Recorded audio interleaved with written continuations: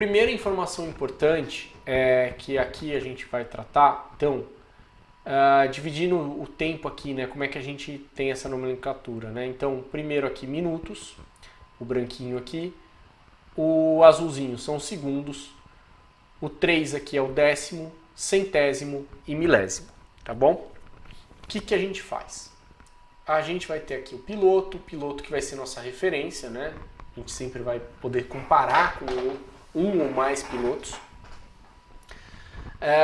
E aqui a gente vai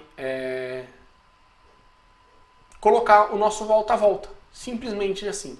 Então a gente vai ter todas as nossas voltas, a volta do piloto referência, volta a volta do piloto referência.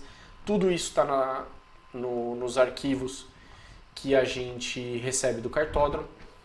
A gente vai ter a diferença minha para o piloto referência, então do piloto X para o piloto Y, a gente tem a diferença volta por volta, né? Qual foi a minha melhor volta, qual foi a melhor volta do piloto referência. Aqui é a volta média, né? Então eu vou calcular a volta, todas as minhas voltas, vou pegar uma média. Então eu vou ter aqui a minha volta média. E aí eu consigo calcular a diferença da volta que eu realizei para a minha volta média, tá?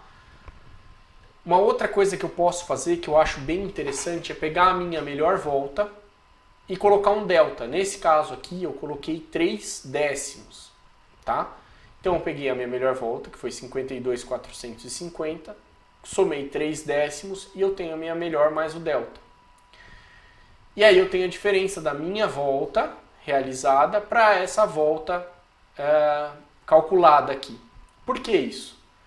Porque eu entendo que se eu conseguir realizar essa minha melhor volta de 52,4 aqui, se eu tivesse uma constância oscilando aí em 3 décimos para cima, ou seja, a minha média, né, ficasse 3 décimos para cima, como é que seria a minha volta? Entendeu? Então aí eu conseguiria fazer isso.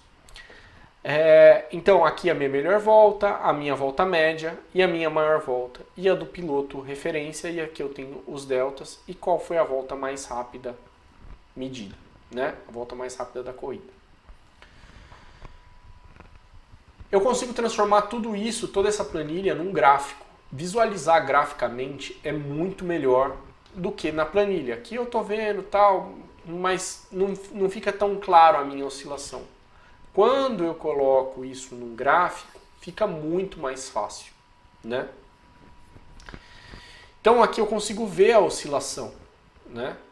E aí eu consigo ver como é que foi, o que aconteceu. Eu consigo ter uma leitura mais ampla da corrida. Então aqui o que eu fiz? Coloquei as minhas voltas, né? Cada ponto desse aqui é uma volta minha e como ele variou. A linha tracejada laranja aqui é a minha média. A volta azul, a linha azul são as voltas do piloto referência, que foi o piloto que ganhou a corrida. A média, a volta média desse piloto é essa linha tracejada azul. Então veja que o meu tempo de volta oscilou muito mais do que o piloto azul, o piloto referência. Ele foi muito mais constante. Com isso, a média dele ficou muito mais baixa do que a minha. Tá. E quais conclusões eu tiro disso? Então a minha diferença para o líder da corrida foi de 31.508.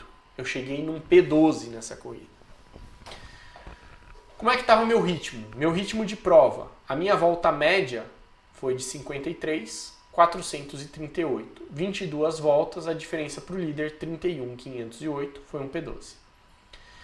Nas voltas 6 e 9, essas voltas aqui, entre a volta 6 e 9, a minha média, se eu pegar só a média dessas daqui, tá vendo que tipo, minha média ficou mais baixa aqui? Foi de 52.894.